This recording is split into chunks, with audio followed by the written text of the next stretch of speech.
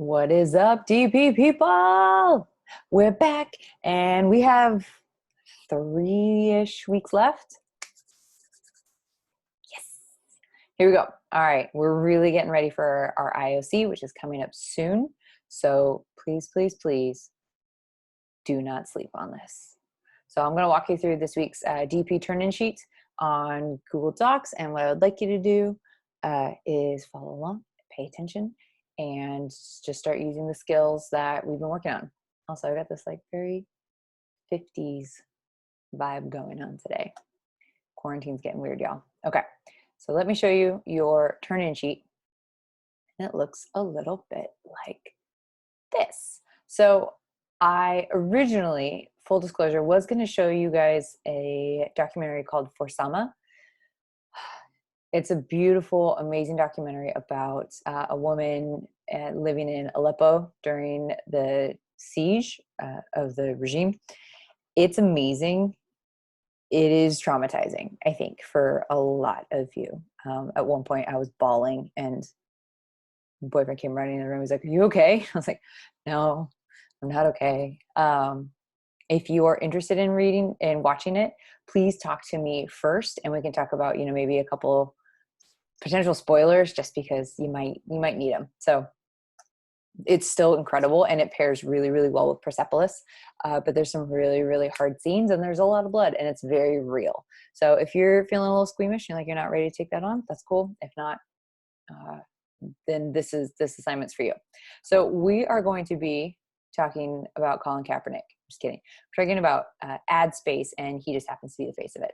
So believe in something, even if it means sacrificing everything. And we're taking the skills that we used last week and delving deeper into analysis. We're practicing more and more.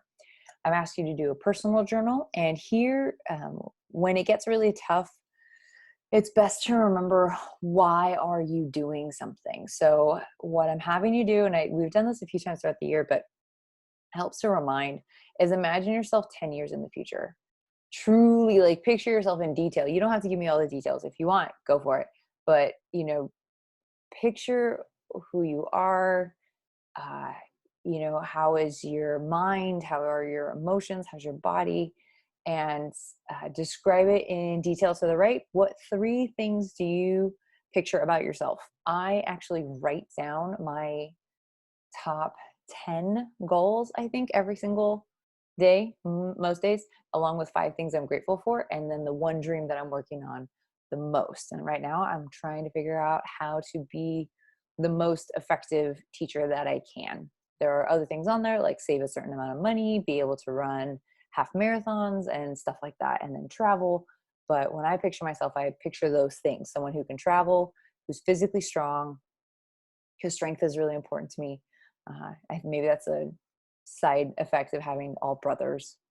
Strength as a girl still is important to me. Being able to be financially independent, things like that. So finishing a book, getting a doctorate, nerdy, crazy things.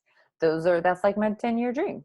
Who knows? Maybe it'll happen, maybe it won't, but the point is that you're working towards it. So when it gets really tough, like when my alarm goes off at 6 a.m. and I don't want to write and I don't want to work on my book, I remember that I have a place to be in a couple of years. And if I don't get up and if I don't do that thing now, it'll never happen. So right now, when we're working for that IB education, that diploma, or just that advanced level of learning, I want you guys to picture kind of where you want to be able to go with this. Next one, these words came back, told you they would, and I need you to use them correctly in a sentence, okay? That's all. Quiz coming soon. I wasn't kidding. Second thing, here's where the meat of what you're doing is. So you're going to take these Nike ads, and you're going to use the key terms to the right. So these are all the terms that we used the other day or last week, and that you learned about. And I want you to use the key terms to explain a specific theme or central idea of the piece, or specific shots within the commercials. You will likely need to take screenshots or find screenshots online. If you're a Mac user, it's a lot easier. If you're not, there are ways to do it. So you're going to have to look that up, because I need to know specifically which part of the commercial are you talking about. So for the longer ones, I need to do this for every single one. And then you explain how that theme connects to a global issue, and then connects it to one of the larger works we read. So this is essentially a very low key, basic version of what you'll be doing for your IOC. Okay, so IOC is that individual oral commentary. I'm just going to refer to it as the IOC from here on out because I want to. There you go. So what I've done is also I've given you some appropriate examples of global issues that are IBO is a IB organization, I think, but they're kind of the kings of all things IB. So, you know, for example, the perception and representation of refugees and immigrants, you know, that is something we actually are going to be talking about more next year, but you can start that now too. That's something that we can start talking about. Subversive role of humor in literature, interpretations of female beauty in literature. If you think A Doll's House, oh my God, so much. The question of moral identity in the face of war, there's a lot of different things. So things like that are going to be your global issues that we're going to be discussing. Theme.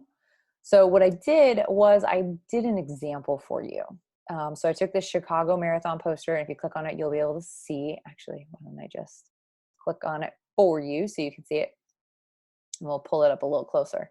So this is the image that I chose to use as a sample for you. You can see, you know, the girl's face is in the center, you know, takes up the center third of the image. It has lines that look like a to-do list, 3 of which are crossed out, 3 of which we assume that she has still yet to do. It shows progress, a progression starting from the, you know, least difficult to the most difficult. And it shows that she is in the process of growing and of challenging herself in this way. So train for a few months, don't quit, run a marathon. So she's been able to apparently accomplish these things so far, and then has yet to accomplish everything. Ugh, go away. I don't want no newsletters. So what I did was I showed you a sample of how I would answer these questions. Now I just drummed this up super fast. It's not pretty. It's not even completely grammatically correct in all the parts. But what I'm doing is I'm practicing the skills that I need to practice for the IOC. So I discuss her face, the coloring, the placement, and what those things symbolize. What do they represent? What do they signify? And you can go into a lot more. So I turned this into 2 paragraphs. You can do more. I don't recommend you do any less. So this is the absolute minimum that I would want in terms of your explanation for each of these. You notice that, you know, this you can bust out pretty quickly. And let's be honest, some of y'all are going to share those. I wouldn't, because you really do need to learn these terms, but YOLO, it's up to you. And then the personal journal, I mean, you can bust that out pretty quickly too. This is the most important thing. So this is where I really want all your focus. The global issue, I was like, resilience and tenacity are necessary to accomplish goals. I think that applies to multiple countries, multiple places. Honestly, I don't love that as a global issue. I'm probably going to go back and tweak it.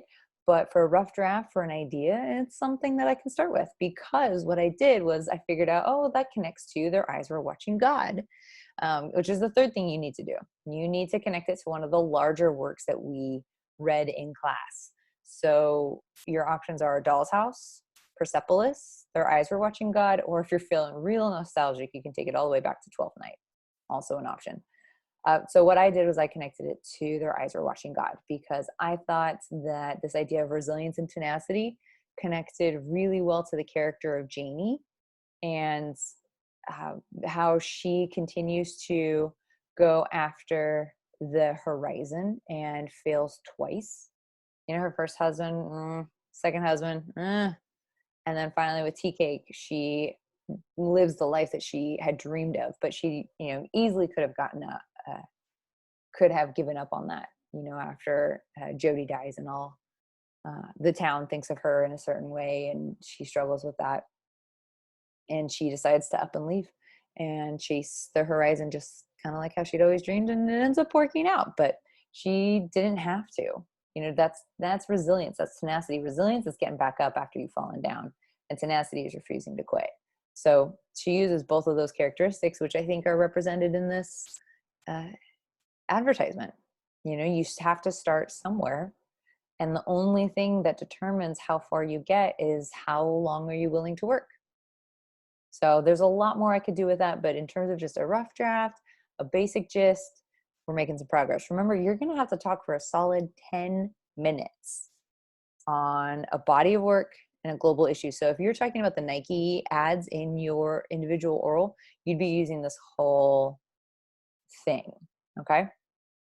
And then, so I've asked you to do the same thing with a commercial, 2 commercials, and 2 more prints. And I would like you to do the exact same thing that I did. I know it looks like a lot, but again, rough drafts, not looking for perfection here. And then finally, explain one theme that emerges from Persepolis that also might connect to what kids in the United States and other countries go through as well. I have some things in the works for you guys, and I'm going to give you a quick little preview. You will likely see this show up as a bonus. It's not necessarily going to be due, but if you are starting to feel anxious about your IOC, then I'm probably going to give you this sooner rather than later. So those of you who are nervous about it can have time to work on it. And those of you who are procrastinators by nature will just have it there slowly causing you anxiety because you're not working on it anyway. So same. But what this kind of is going to end up looking like is you've got your literary works, and then I've also broken down different things that you can use as your non-literary work. And I'm still kind of working on a few of these. If you wanted to do the As We're Watching God, another thing that you could do is go back and do that Beyonce's Lemonade, and then read the bell hooks and then the feministing articles that correlate with them. Also something you can go back and do if you want to take that route. Tons of symbolism in Lemonade, like, oh my goodness. But if you get squeamish at, words about sex, then maybe don't do that. If you're like, whatever, cool, I can read it, I'm an adult-ish, then go for it. It's beautiful, it's cool, there's a lot of conversation that you can have about that piece. So I would highly recommend you go back. Now, I don't know if you noticed, there's a bright red notice here. Extended essay reminder. Don't forget your extended essay research RPPF source number 1 and 2. Because let's be honest, you probably didn't do them the first week. And you need to set up your meeting with your supervisor by the end of this week. So by now you've gotten an email with a group email with your supervisor and the other people that are kind of grouped with that supervisor. You should have seen their Flipgrid video. Maybe you sent them your own Flipgrid video. That's cool too. And then on ManageBack, you should also be able to see who your supervisor is. And so you guys are going to set up a time to meet, to reflect, to talk. And the best thing you can do for yourself is to have some of this research started. That way your conversation is useful and you're not sitting there going, I don't know what to start. I don't know what to do. So do some digging so that they can at least tell you if you're digging in the right direction, because that's going to be a more useful conversation. When you're done, you go on ManageBack and you fill out the RPPF initial meeting. And if you go on ManageBack, it's right there when you open up the extended essay, and it's super easy. And in order to hold you accountable for that, I want you to tell me when you plan to meet with your advisor. And that's it. That is the end of the week. And a week after that, you're going to get a full rundown. Well, that's a lot of Kaepernick. You're going to get a rundown of what the IOC is going to look like. I'm going to give you some planning materials and show you a sample. If you're feeling antsy and you want to see that ahead of time, just email me and I'd be happy to provide those with you. I just know that some of y'all get anxious when I give you too much at once. So again, I have those things ready and available for you if you need them. If you don't, then, that's cool too. I think that's about it. So please remember to be catching up on your missing work. Everything that is from before spring break, still acceptable with full credit, because it's credit, no credit. Just do some of it and I can give you points. Everything after that is reduced credit unless it is less than a week late. So if it is fewer than 7 days late, you get full credit. If it's more than 7 days late, you get a little bit reduced credit, not much. But that depends on the quality of work. If you do if you do A quality work, but it's super late, then, you might see 2 points or 20% off or something like that. Not that bad, not necessarily even enough to change your grade. So if you are feeling like it's too late for you to catch up, that's a lie from the pit of hell. there is time for you to catch up, but you're going to have to sit your little tush down and get it done. Also, Zoom meetings, 10:30 a.m. to 11 a.m. Monday, Tuesday, Thursday, Friday. I am also a sucker right now and totally available for, impromptu Zoom meetings as long as it's before 5 and I'm not in other meetings. You email me at 6:30 going like, I don't get it. I'm going to be like, I love you. Show up tomorrow. Okay. So remember that it's true. I love you. You're doing great. Do your best. And I'll see you next week. All right. Bye, guys.